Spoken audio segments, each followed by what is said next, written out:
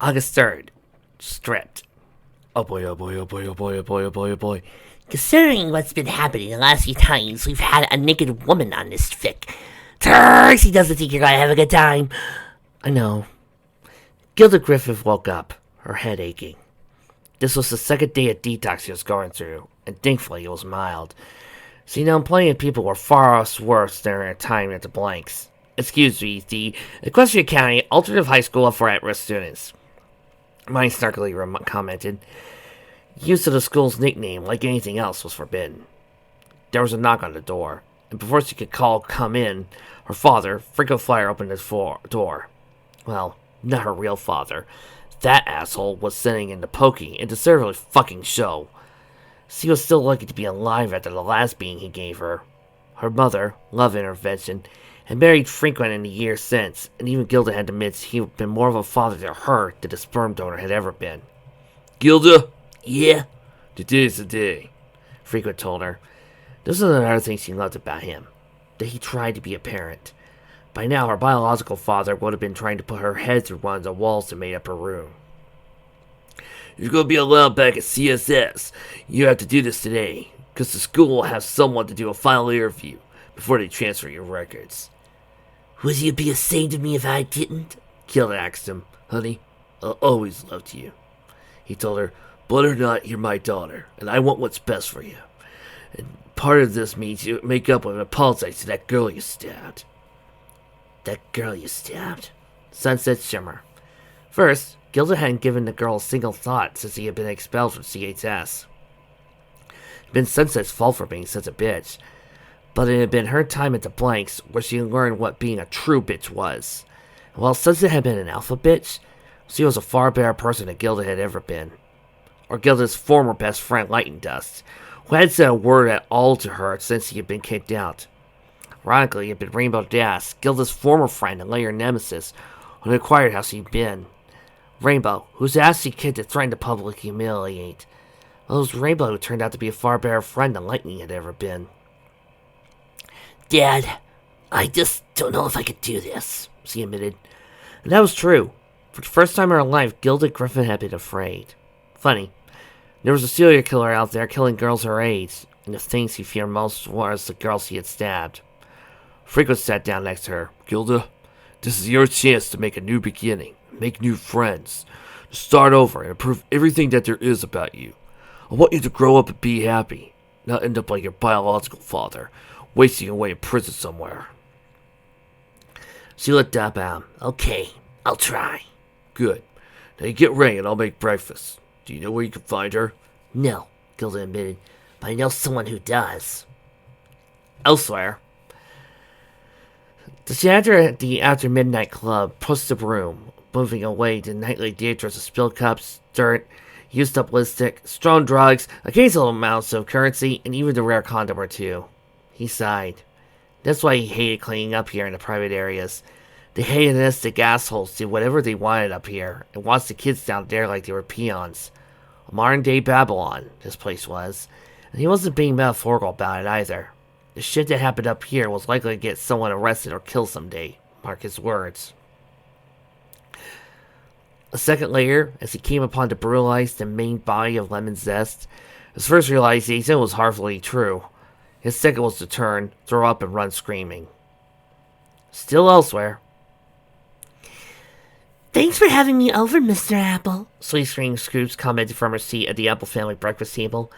With my parents out of town for the next few days, I definitely did not feel safe being home alone. Yep, Appleseed said with a big grin. Now, if I could get my son to just keep his hands where they belong. Paul!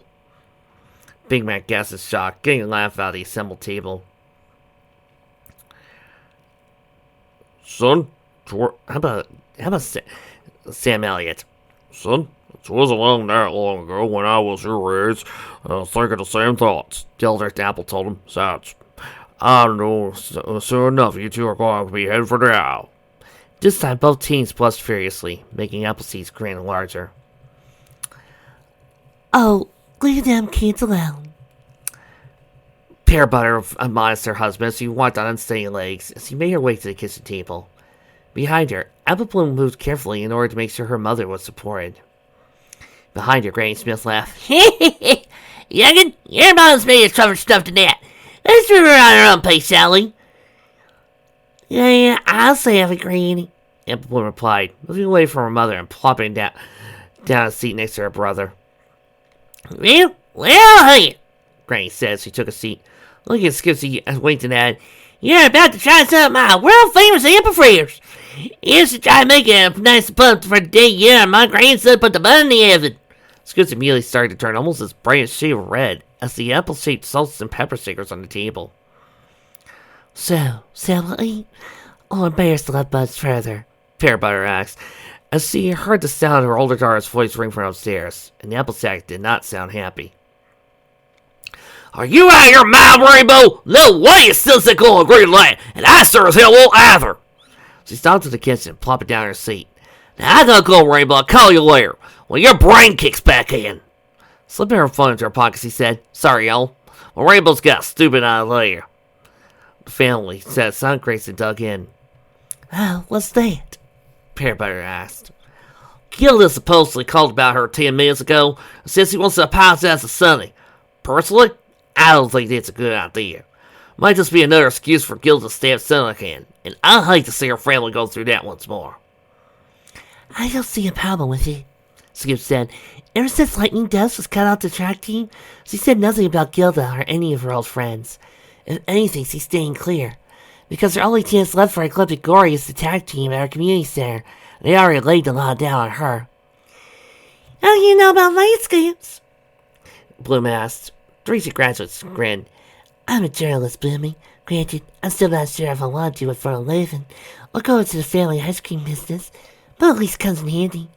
I had the network access to Sunny without all that nasty stuff she used to get." She then looked at Applejack. "E.G., I really think you should give her a chance. I know if I were in her shoes, I would. Besides, you gave Sunny a chance. So it's... Don't you dare. Sunny with a chance? Is any of you recognize that show title? Please subscribe. We need views." "You gave Sunny a chance, so why not her?" "Fine. Well, at least I'm not the one who has to talk to her about it." Hello. Meanwhile, back with Sunset. "Ah, Sunset Shimmer?" "Yeah, this is she," the firehead Jean said, looking at the mid-morning sun. She had to work the late shift at the cafe today, as Mrs. Cake wanted her present to interview for a new actress. While business had been down due to the immediacy of what the news was calling the Dead Hand Killer, life would still go on, and eventually custom would recover. Sooner or later, someone from one of the high schools in the area would see the help wanted sign and take the spot as the new Sonata. Wish we had the old one back. Sunset realized the look in Sonata's eyes, an anguish that she'd never seen there before. Cry for help? Guilt over betraying them?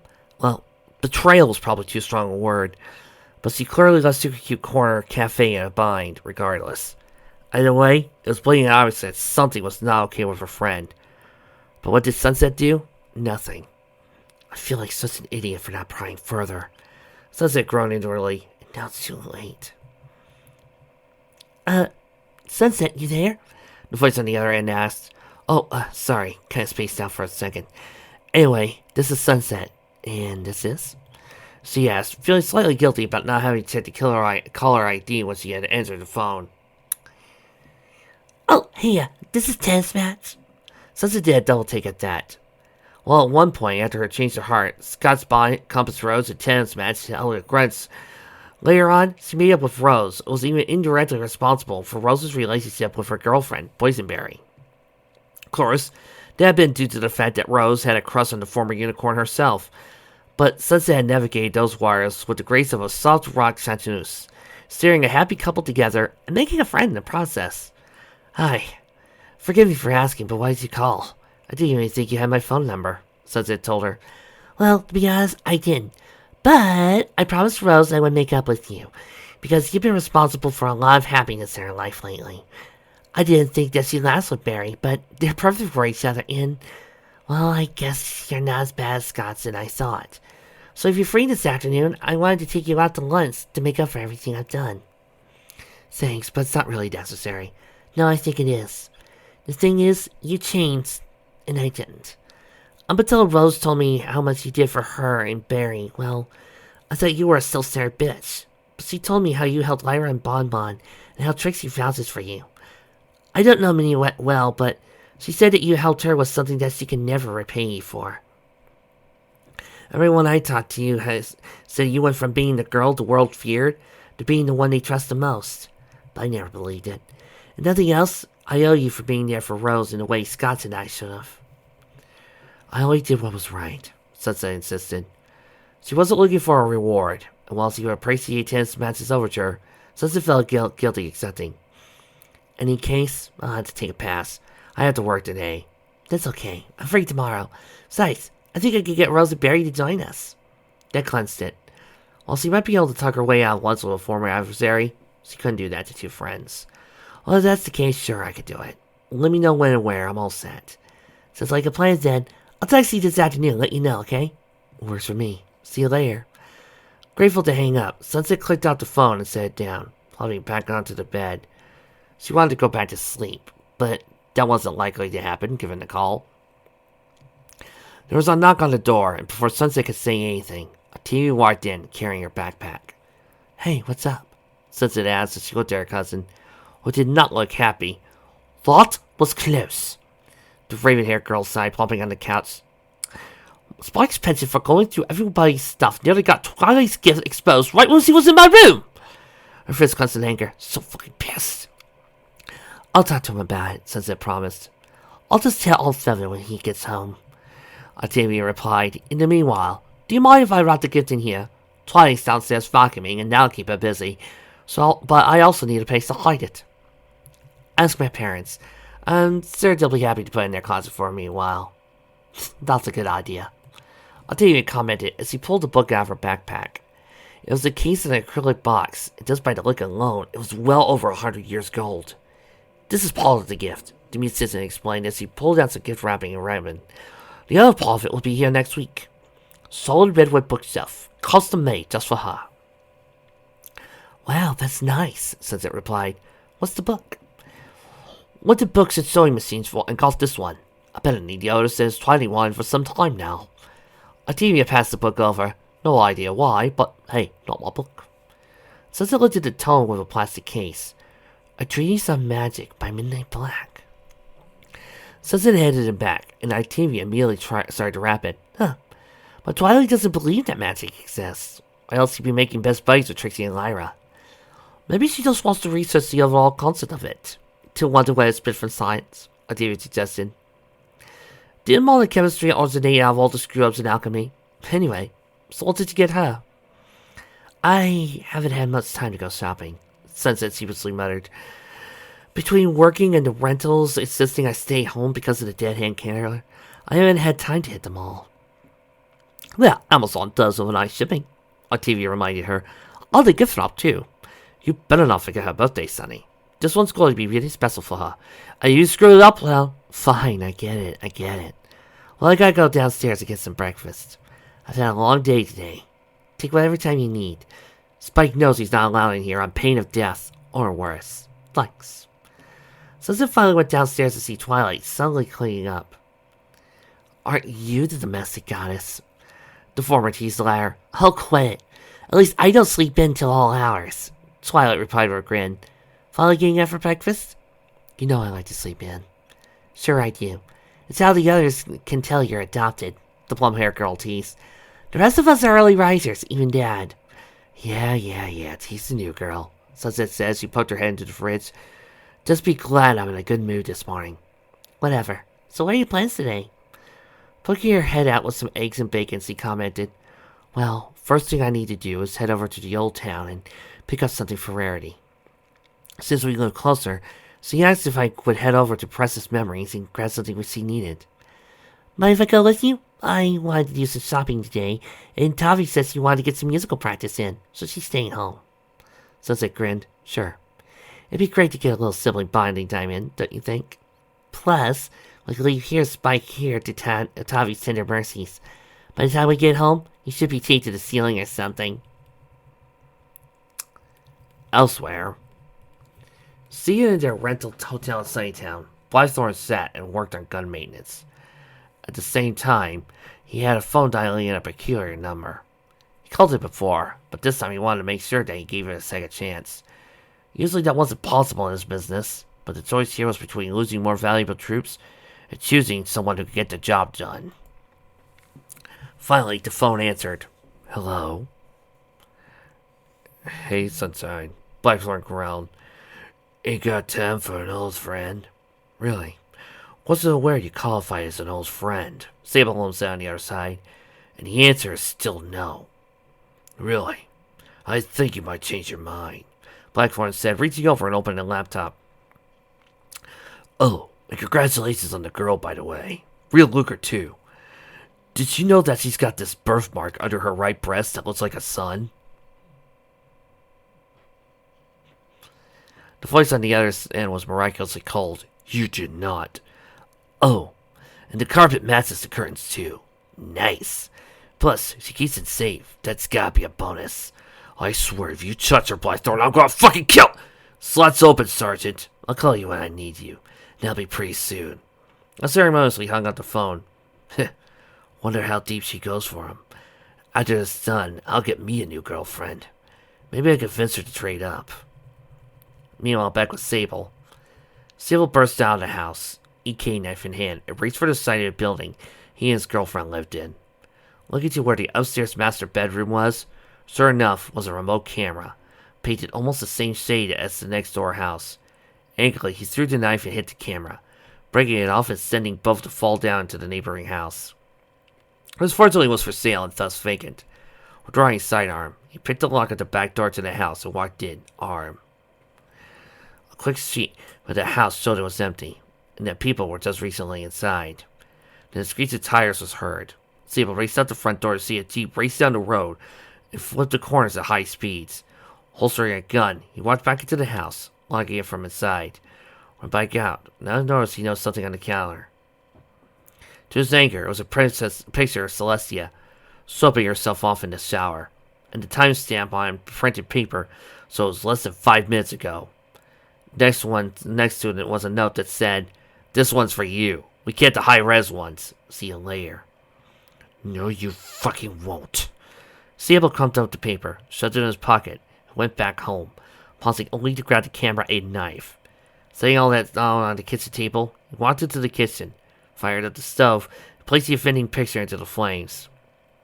Setting it ablaze easily, he waited until it was half burnt, then placed the rest under the sink faucet, soaking it. Threw the rest of the garbage disposal, firing it up and letting the machine chew up the rest, flushed it down the sink drain. Finally, he set the oven for self-cleaning mode, noting the smell of that with massive sense of burnt paper in the air. Sat down at the table to take apart the camera. 10 minutes later, Celestia came down, toweling off her wet hair. She was dressed in a simple t-shirt and jeans, and she looked beautiful to him as always. But the anger in his mind stewed as he knew the lowlights had also had her pictures, and no doubt make use of them in the sickest ways possible, unless he played along. Well, that felt great, she said with a smile, plopping down to see across the room. So, any ideas where we're going for brunch?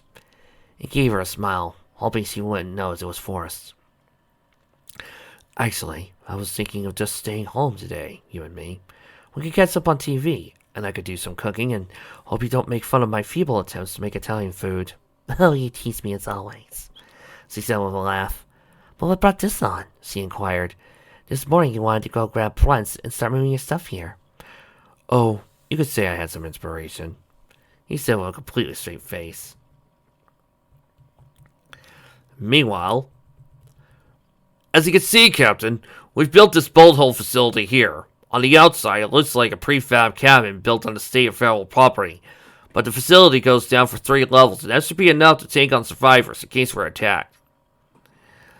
Calvacor said to Katana and fellow officers, I'll be taking OIC position here, and we're already working on it to set up an additional SCIF, so we'll have an additional intelligence facility. Sounds like you got everything set. Finally, LZ mused. Yeah, We've got enough space for the 60 regular troops that you'll be stationed in here. In the event of an emergency, we have an opening bay berthing for the rest. Things will be tight if we get to that point, but manageable.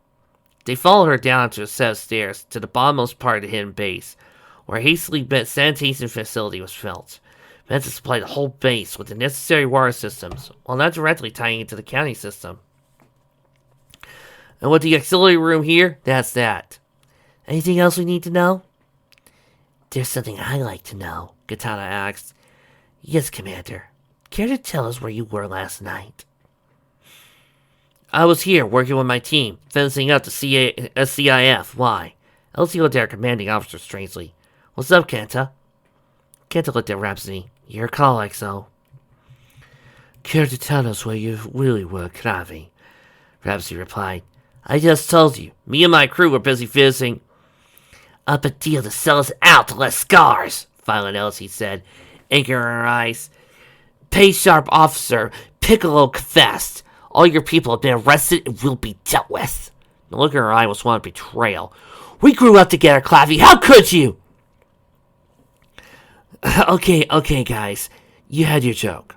A second later, and the stony folks look at our friend suddenly. Horror-struck woman. Wait, you're serious about this? You're crazy. We grew up together. You guys are like my sisters. You know I wouldn't betray the sisterhood. The look on Katana's face was unvivid and hurt. I loved you like a sister, Clavi.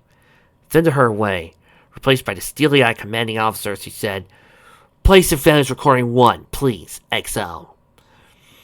The look of angles was on Rhapsody's face as he pulled the phone out of her pocket and played the audio file. Yes, this is Travertine. May I have the price for the shirt? The file sounded clearly scratchy, as though the person was calling overseas. Moreover, to her shock, Clavicore recognized the voice of his own. Another voice, clearly on the other end, replied, Thanks for the information for the Dubai silk blouse. We were able to get it at a great deal. Then perhaps you could point me to another bargain. In turn, I could tell you where to get that clothing you so very much desire. The conversation went on for a few minutes, with the look of horror growing in Clavicore's face, as her own voice say things she knew she'd never spoken, speaking to a stranger in a blatantly obvious code. If it wasn't for the fact that her childhood friends believed she actually betrayed them, she had thought to be a complete hoax and utter prank. Elsie walked over and slapped her. How could you, Clavy? What did they offer you to backstab us? Your sisters! Your family!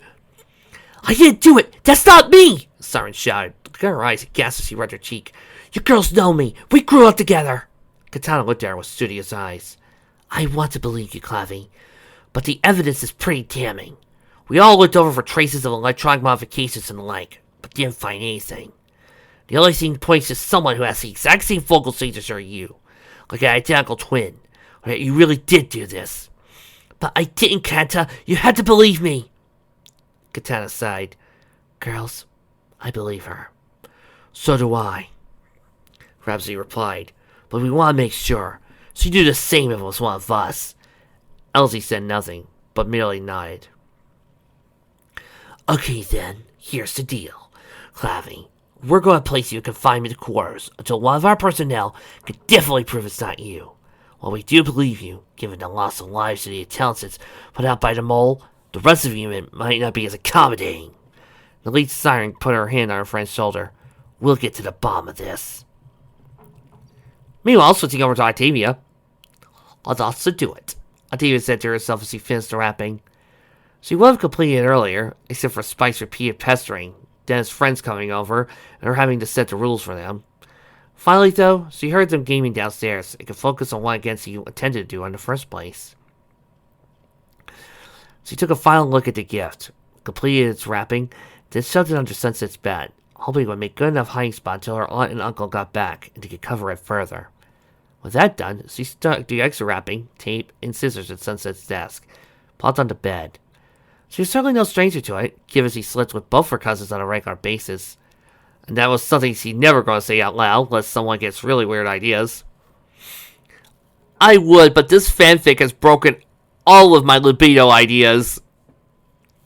Don't worry, folks. His libido will be fixed after this story's done. Like all the strange ideas that were flowing in her head as of late, many of which involved murder, or worse, to Sunset, as if Octavia hated one of her passion, which couldn't be further from the truth.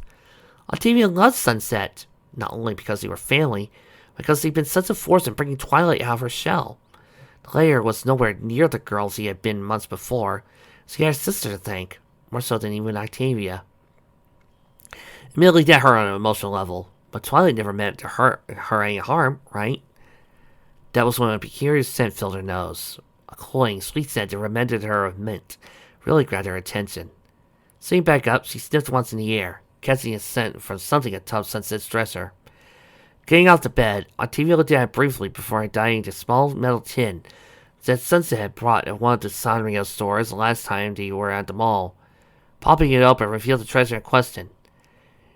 Jelly bean-sized dots of a bluish-green color, and in appearance very much like gumdrops. Without thinking, she popped one in her mouth, carefully chewing. The result was an explosion of tangy citrus mint on her tongue, the flavors blending perfectly even before the sugar sweetness kicked in. In a word, they tasted, well, magical. What these all? Octavia wondered as she turned the tin around in her hands, looking for some kind of information. Some kind of Japanese candy. Probably have to go back there and get her some more. The musician told herself as he popped another one in her mouth, then another, and another. What are you doing? Octavia turned to see Twilight standing at the door, carrying a bunch of bags. It was clear that the two had gone to the mall prior to Sunset going shopping. From the looks of some of the bags, Twilight was dropping out some for her sister. I, took a nap in here and, well, then I thought I had a candy or two. Octavia said with an awkward smile. Let's see it hidden the gift in time. Holding out the tin towards her cousin. What's one? Toffee. Those aren't candies. Twilight said with worry on her face. Those are incense dots. She got them from Trixie's mom's store, and she didn't know where to put them, which is why they're in it. The rest of Twilight's words were in vain as Octavia vaulted past her at high-speed race for the bathroom, locking herself in. A few seconds later, the sounds of wrenching could be heard. Wanting to help her cousin, Twilight cheerfully added, well, Sunny did say you were non-toxic in case something like this happened. More aggressive came from the bathroom. I think I better go get you some water, Taffy. Twilight said in awkward tones. I'll be right back. So, do you feel like going out today? Coco asked her cousin as they ate lunch. I think it'd be a great way to show you around the Caroline area. Silver gave her younger cousin a smile. That'd be great, thanks. All this sitting around's driving me mad. Honestly, and besides, I promised to get some gift for my friends. Have any suggestion? Not really. I wish my friend Crackle was in town, as he's really good at that sort of thing. Well, apparently she's visiting her grandparents in China for the rest of the month. I think you would have liked her. As for my other friends... One thing at a time, Coco. Sarah said with a soft smile. I'm not really comfortable around strangers. And besides, I thought we could use this time to get to know each other personally, given that I don't have any cousins myself. Fair enough. You know, why don't we start in the Everglades? That I say Old Town San Palermo, but that place tends to be busy. Besides, we can hit the mall tomorrow, if that's okay with you. I had to get a birthday gift for a friend. Works for me. Maybe we could get some swimsuits, then go to Horseshoe Bay the day after. I hear that place is pretty sweet this time of year. Coco took the last drink from her glass, then rose from her chair. Let me see if the chauffeur is available, and if so, we can get going. Gilda, by her own admission, wasn't a girl who scared easily. By her very aggressive nature, she was typically thought of as a scary black woman, even when she was trying to turn over a new leaf. Maybe it was the new clothing designed to bring out that sensitive side of her. Maybe it was the therapy sessions she had to go attend during her school year at the Blanks, part of the price she had to pay for staying out of jail. Or maybe it had to do with the two girls sitting across from her, their eyes looking down at her like twin sets of lasers that could cut her to the bone. Either way, fear was starting to become an emotion she was slowly but surely getting the hang of. So let me get this right, Applejack said, leaning forwards on the table. You want to make NASA Sunny after you done running a pigstick around, and you want us to be the ones to let you? Well, you're fucking stupid or it does brain damage. AJ, let me handle this, okay? Rainbow commented, the look on her face indicating that perhaps this wasn't such a great idea after all, before turning to Gilda. So, anything you want to say? Gilda gave an awkward smile, thinking along the same lines as Rainbow. I'm Sorry for threatening you at knife point. Was going to send you into out in public topless? No, that's a start. Rainbow replied, well, I want something more akin to, I don't know the truth. Granted, you're going to do whatever it is you're doing, but I want to protect my friends. Something I thought you were once. Yes, she started, but then stopped. No, Rainbow, look. When I was a kid, I should have asked for help. Should not let my birth father do to me what he did. That's bad enough. But the worst part is, I was getting away from him. I was already infected by his, well, I suppose you could say that trying to get away from him, I became him. Now he's rotting in jail for years. I was nearly on the way there as well. Despite my best efforts to my mother and stepfather, who's been more of a father than me than my old man ever was. Maybe you'll never forgive me, Rainbow. If that's the case, I'm okay with that. I'm already used to having my boyfriend dump me, my best friend ignore me, and starting from scratch. I'm at the bottom, and that's probably where I belong right now. But if I have a chance to improve myself, don't you think I should take that chance? Even if he doesn't forgive me, maybe I'll have the chance to forgive myself. Gilda looked at her former friend and said, look where I went and where it got me. It's time for me to take the high road. Both girls on the other end of the table blinked. Then looked at the newcomer. It was Rainbow that finally spoke. Okay, who the hell are you? What did you do with Gilda Governor's course? Seriously, if this is like that old 70s film about the pod people and shit. What, you lost that? Applejack sassed. Thought you said it was stupid. Well, Scoots liked it, so I was willing to sit through it for my sake of my little sis. Same old story. Little sibling likes a movie, likes to watch through it. Big sibling is stuck through watching it. Yeah, but you liked Godzilla. I do. She did turn back to Gilda. Okay, this is against my better judgment, but I'll arrange it. We're willing to forgive Sunset for everything she did to us. So for me to turn you away would be hypocritical.